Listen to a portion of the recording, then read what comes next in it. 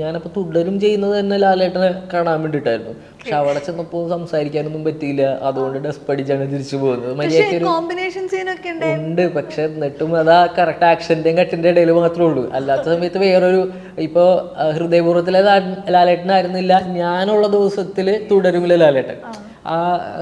പിന്നെ ഈ പറഞ്ഞ പോലെ ഞങ്ങളും ഒരു ദിവസമാണ് കോമ്പിനേഷൻ സീനുള്ളത്. ഞങ്ങൾ തമ്മിൽ ഒരു ദിവസം ഷൂട്ട് ഉണ്ടായിരുന്നുള്ള എൻ്റെ ഓർമ്മ, 1-2.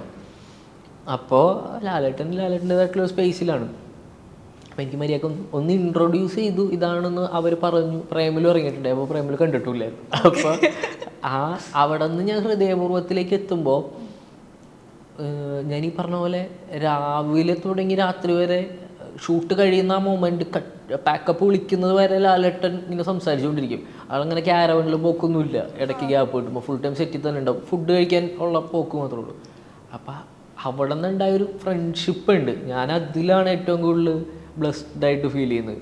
ഞാനതാണ് ഈ ഓരോ ഇൻ്റർവ്യൂ പോയിട്ട് ഇതിന് എക്സൈറ്റ്മെൻറ്റ് പറഞ്ഞുകൊണ്ടിരിക്കുന്നത്. കാരണം അത് എനിക്ക് കിട്ടുമെന്ന് പോലും അറിയില്ല. അതാണ് ഇപ്പോഴും ലാലേട്ടൻ എന്താ പറയുക, ഞാൻ ഓർക്കണേനേക്കാളും കൂടുതൽ നമ്മൾ ഓർക്കണ്ടാവും എന്ന് പറയുന്ന പോലെയാണ്. അദ്ദേഹത്തിന് ഭയങ്കര കാര്യമായിരിക്കും. പക്ഷെ നമ്മൾ നമ്മളുടേതായിട്ടുള്ള കാര്യങ്ങളിലേക്ക് പോയി. എനിക്ക് പാക്കപ്പ് കഴിയുമ്പോൾ അറിയാം, ബാക്കി ഞങ്ങൾ സിനിമയൊക്കെ കഴിയുമ്പോൾ ഞാൻ ആലോചിക്കണ്ടോ ഇവർ ഇനിയും വിളിക്കാം, കോണ്ടാക്റ്റിലിരിക്കാം, ഫ്രണ്ട്ഷിപ്പ് കീപ്പ് ചെയ്യാം. പക്ഷെ ഇതെനിക്ക് പോകുമ്പോഴേ അറിയാവൂ ഇതൊരു ഫെയറി ടെയിലായിരുന്നു, അതിലൊരു ചാപ്റ്ററായിരുന്നു.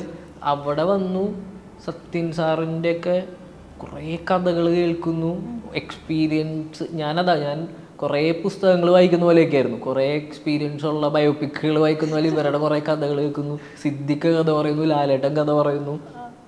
ഈ കഥകളായിരുന്നു അവിടെ. ഞാൻ പടത്തിൻ്റെ റിസൾട്ടിനേക്കാളും എന്നെ ഏറ്റവും കൂടുതൽ ബ്ലെസ്ഡ് ആക്കുന്നത് ആ പ്രോസസ്സാണ്, ഈ സിനിമയിൽ പ്രത്യേകിച്ചും. ഇതിനകത്ത് മുൻപ് ഇൻ്റർവ്യൂകളിൽ പറഞ്ഞ സമയത്ത് തന്നെ പനി പിടിച്ച സമയത്ത് വന്നിട്ട് ലാലേട്ടൻ്റെ ആ ഒരു ഭയങ്കര കേൾക്കുമ്പോൾ തന്നെ ഭയങ്കര രസമുള്ള ഒരു സംഗതി, എങ്ങനെയെങ്കിലും അത് അനുഭവിക്കാൻ സാധിച്ചിരുന്നെങ്കിൽ എന്നൊക്കെ തോന്നുന്ന പോലത്തെ ഒരു മൊമെന്റ് ആയിരുന്നു. യുവർ ഫേവറേറ്റ് മൊമെന്റ് വിത്ത് മോഹൻലാൽ ഏതായിരിക്കും ഹൃദയപൂർവ്വത്തിൽ? അത് തന്നെയായിരുന്നു. അതാണ് ഭയങ്കര ഓവർവെൽമിംഗ് ആയിട്ടും ഇമോഷണലായിട്ടും തോന്നിയത്. അതാ തലോടൽ എന്നുള്ളതിനേക്കാൾ ലാലേട്ടൻ അത് ആ സമയത്ത് ചെയ്യുക. എനിക്കൊരു കുഞ്ഞിപ്പനി വന്നു, അപ്പോൾ അതാണ് രാവിലെ തൊട്ട് വൈകുന്നേരം വരെ നമ്മൾ കൂടെ ഉണ്ടായിരുന്നു. അപ്പോൾ നമ്മൾക്ക് ശരിയ ക്ലാസ്സിലൊക്കെ ഉണ്ടാവില്ലേ, എപ്പോഴും സൈഡ് ബെഞ്ചിലിരിക്കുന്ന ഒരാൾ പെട്ടെന്ന് ഒരു ഉച്ചയാകുമ്പോഴേക്കും പനി വന്ന് പോയി കഴിയുമ്പോൾ നമുക്കൊരു പിന്നൊരു അന്ന് വൈകുന്നേരം വരെ ഒരു മിസ്സിങ് ഉണ്ടാവും. എനിക്ക് തോന്നുന്നത് അതായിരിക്കണം. അല്ലെങ്കിൽ ലാലേട്ടൻ അവിടെ നിന്ന് ഷൂട്ടിൻ്റെ ഇടയില ലാലേട്ടൻ്റെ സീൻ തന്നെ എടുത്തുകൊണ്ടിരിക്കും, ഞാനും ഉള്ളതാണ്.